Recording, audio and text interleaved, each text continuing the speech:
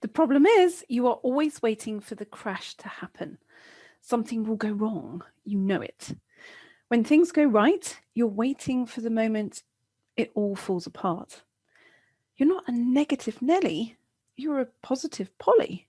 But you just know to expect the worst. And you think, oh, what's it going to be this time?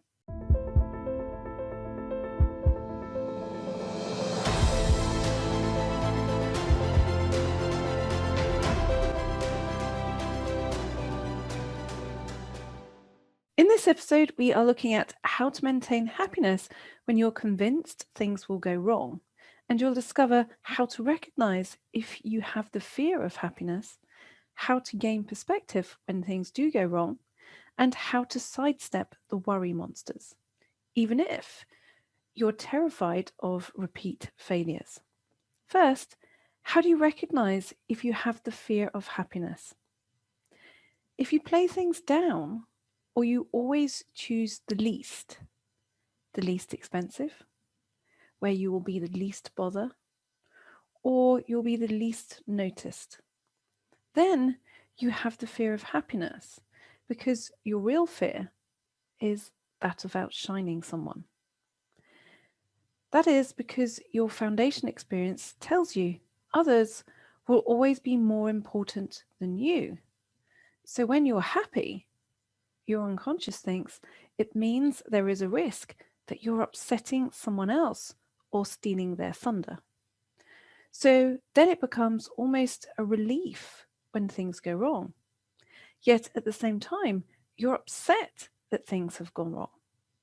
So what's the perspective to have when things do go wrong? Always widen your view. Widen your view. It's the fastest way back to peace. So imagine zooming out and looking at the wider aspect, not the detail. Imagine it zooming out, not the detail. You'll then instantly find a solution or the reason for the issue. When you're caught in the detail, you can't get any perspective. So how do you sidestep the worry monsters when they do take over? What I got sucked into for a long time was the belief I'm always responsible for what goes wrong, even when I know I'm not. It wasn't until I started to realize my foundation never taught any indication that adults made mistakes. It was always my fault as a child. It wasn't until I could see that worry was actually heavily based in my child self that when I was an adult, did I then realize I didn't need to keep the child self's view. So what are 3 little things you can do to sidestep the worry monsters? Number 1, acknowledge the worry. Say to it, hello, worry. What do you want to talk to me about today? What is it you wanted to have a chat about?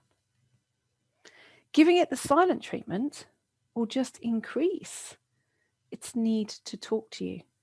Worry is just a communication. It's part of your whole system trying to talk to you.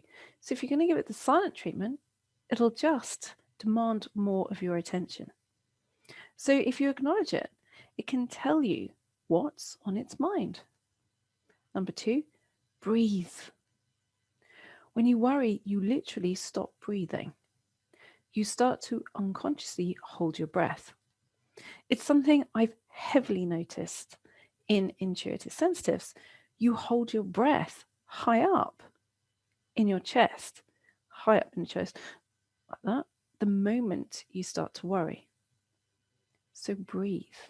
The moment you breathe, it allows for the perspective to start to filter in. Number 3, if in doubt, write. If worry is following you around and you won't calm down, get a piece of paper and write out the worry. Keep writing until there is no worry left and your mind gets bored. Or you'll stop the moment the worry is revealed to you. And you might have have been writing for it to show itself.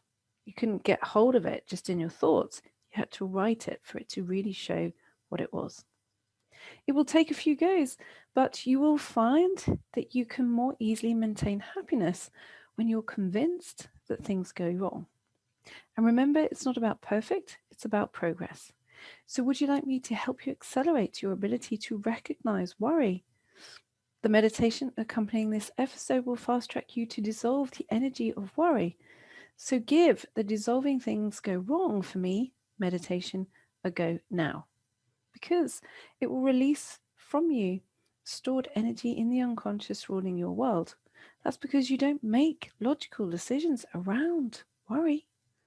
You make illogical decisions based on unwanted unconscious beliefs, which have been stored in the body for years, and even sometimes they've been passed through the generations to you. As Jung said, until you make the unconscious conscious, it will direct your life and you will call it fate. This meditation will help you undo those unwanted unconscious beliefs by releasing the energy stored in your body, like popping a bubble, just like that. To orchestrate magic in your life, simply make your unconscious conscious. The fastest way to make your unconscious conscious is by using my meditations. Even if you've never done a meditation before, it's fine. You just follow the words. You have time. There is always time for something this important. So if you don't already have access, you can download a copy for free from heidisawyer.com/50. Okay, so now you've looked at how to maintain happiness when you think things will go wrong. The next step is to learn how to allow courage. Guess what the next episode does? It addresses how to be courageous when you're not very assertive.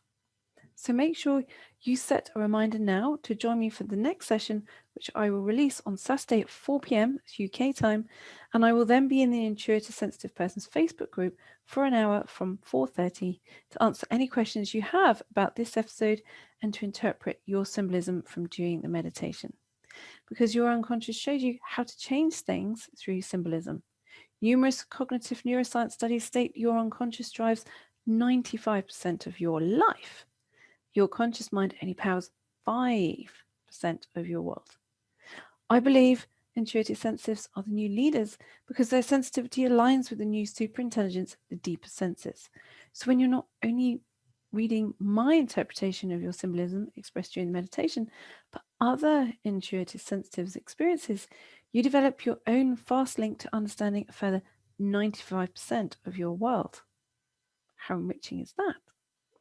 If you don't already have access to this leader group of intuitive sensitives, then visit isptribe.com. That's the letter I, sptribe.com.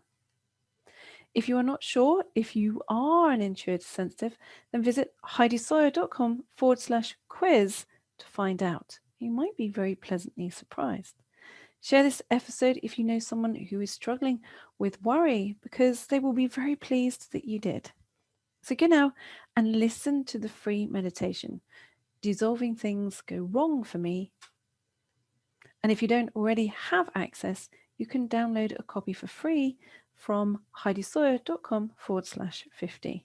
Do it now, because then you're not allowing the limitation of perfection to get in your way.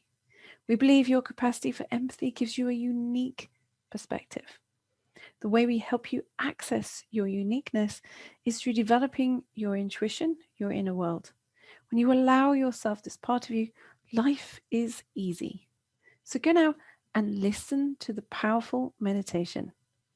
And always remember this: your sensitivity is your greatest asset. Until next time, bye for now.